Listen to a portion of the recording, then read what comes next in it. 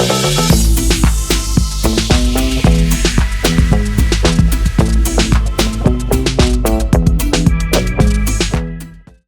To Vishwabharat TV.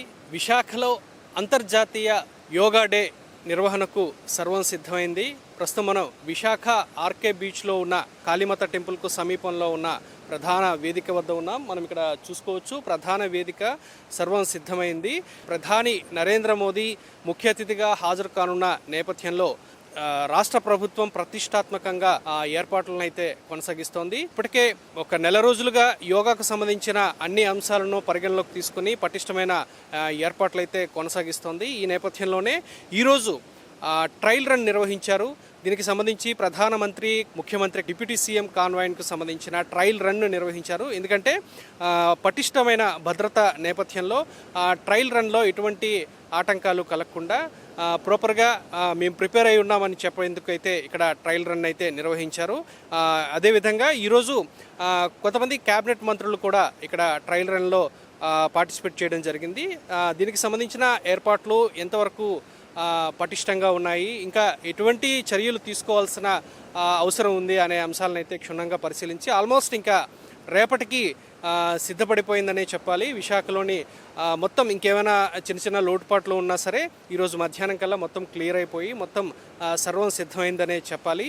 ఈ నేపథ్యంలోనే ఇక్కడ దాదాపు విశాఖ ఆర్కే బీచ్ నుంచి భీమ్లీ బీచ్ వరకు 5 లక్షల మంది ఒకేసారి యోగా ప్రక్రియ నిర్వహించే దిశగా ఇక్కడైతే పటిష్టమైన ఏర్పాట్లు చేశారనే చెప్పాలి. ఎందుకంటే దాదాపు 376 కంపార్ట్మెంట్లను ఏర్పాటు చేశారు. ఒక్కొక్క కంపార్ట్మెంట్లో 1000 మంది యోగాసనాలు వేసేలాగా ఇక్కడ ప్రణాళికలు రచించారు. ఇక్కడ మనం ప్రధాన వేదిక వద్ద సమీపంలో ఉన్న స్టేజ్ను కూడా మనం చూడవచ్చు. ఇటువంటి కంపార్ట్మెంట్లు దాదాపు 376 అప్ టు భీమ్లీ బీచ్ వరకు కూడా ఈ కంపార్ట్మెంట్లు ఏర్పాటు చేసి ఒక సీరియల్ నెంబర్స్ అయితే ఇచ్చారు వీరికి. ఆ సీరియల్ నెంబర్ ప్రకారము ఇప్పటికే 8000 బస్సులను సిద్ధం చేయడంతో ప్రజలను భాగస్వామ్యం చేస్తూ 5 లక్షల మంది ప్రజలు ఒకేసారి ఇక్కడ ప్రాంగణానికి చేరుకొని అక్కడి నుంచి యోగా ప్రక్రియలో పాల్గొనే దిశగా ఇది వరల్డ్ రికార్డు సాధించే దిశగా అయితే ప్రయత్నాలు కొనసాగుతున్నాయి. ఈ నేపథ్యంలోనే ప్రతి కంపార్ట్మెంట్కు ఒక సీరియల్ నెంబర్ ఇవ్వడం జరిగింది. అదేవిధంగా బస్సులకు కూడా రూట్ మ్యాప్లు సిద్ధం చేసి ఆ బస్సు రావటం, ఎవరైతే ఈ పార్టిసిపెంట్స్ ఉంటారో వాళ్ళేమో కరెక్ట్గా ఇక్కడ కంపార్ట్మెంట్కు చేరుకోవటం, ఏ విధంగా చేరుకోవాలి, ఏ విధంగా అప్రోచ్ అవ్వాలి, ఏ రూట్లో రావాలి, ఈ కంపార్ట్మెంట్కు చేరుకున్న తర్వాత ఇక్కడ ఏ విధంగా వాళ్ళకి రేపు సంబంధించిన యోగా ప్రక్రియ ఏ విధంగా ఉండనుంది అనేది బిఫోర్గానే అంటే ఈరోజే ట్రయల్ రన్ నిర్వహించారు. ఇది సక్సెస్ఫుల్గా ఇప్పుడు కొనసాగుతోంది. ఈ నేపథ్యంలో రేపు ఎటువంటి ఇబ్బందులు కానీ ఆటంకాలు కానీ లేకుండానే, భద్రతాపరమైన ఎటువంటి ఇబ్బందులు లేకుండానే పటిష్టంగా చాలా ప్రెస్టీజియస్గా ఇది చేయాలనే ఉద్దేశంతోనే ఈరోజే ట్రయల్ రన్ అయితే నిర్వహిస్తూ ఉన్నారు.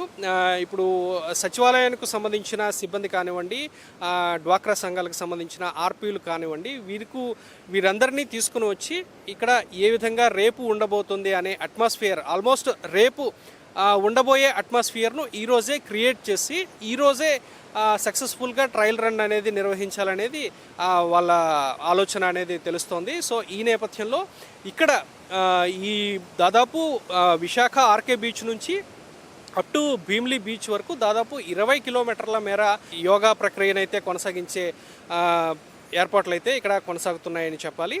మరోవైపు వాతావరణం ఒకవేళ అనుకూలించకుంటే ఉంటే, వర్షం కానీ పడితే ఇక్కడ ఇంత పటిష్టంగా చేసిన ఏర్పాట్లకు ఎటువంటి ఆటంకాలు ఏర్పడినా ప్లాన్ బి యాక్షన్ అయితే అమలు చేస్తున్నారు.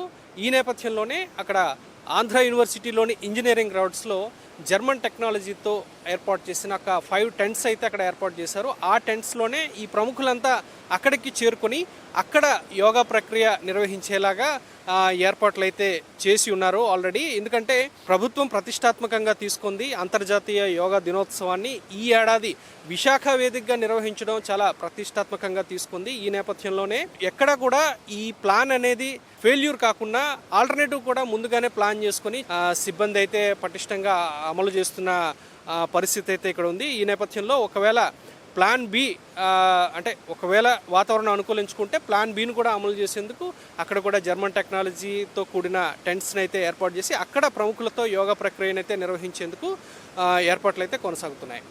11th ఇంటర్నేషనల్ యోగా డే మనం వైజాగ్లో చేసుకుంటున్నాం. ఏదైతే ఐక్యరాజ్య సమితిలో 2014లో భారతదేశంలో యోగాకు ఒక పెద్ద చరిత్ర ఉంది.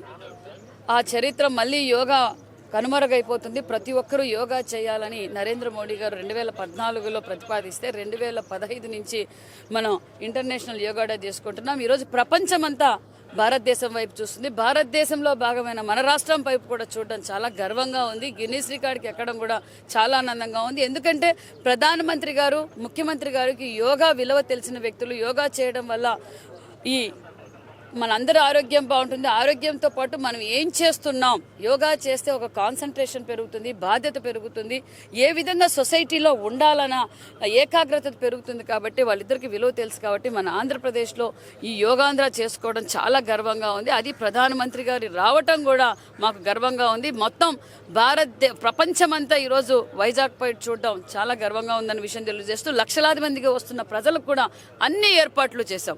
వారికి ఎలాంటి ఇబ్బంది ఎక్కడ దిగాలి, వాళ్ళు ఏ కంపార్ట్మెంట్లో ఉండాలి, వాళ్ళకి కావాల్సిన వసతులు కావచ్చు, వాష్రూమ్స్ కావచ్చు, అన్ని ఏర్పాట్లు మళ్ళీ వాళ్ళు తిరిగి వాళ్ళ గ్రామాలకు చేరే వరకు కూడా అన్ని ఏర్పాట్లు చేశాం. గత 1 monthగా కూడా అన్ని యోగా శిక్షణ తరగతులు, యోగా అవేర్నెస్ కార్యక్రమాలు కూడా జరుగుతాం. మేము మీడియా ద్వారా తెలియజేసేది ఒకటే, అందరూ రండి, అందరూ మంచి ఆలోచనలు రావాలి.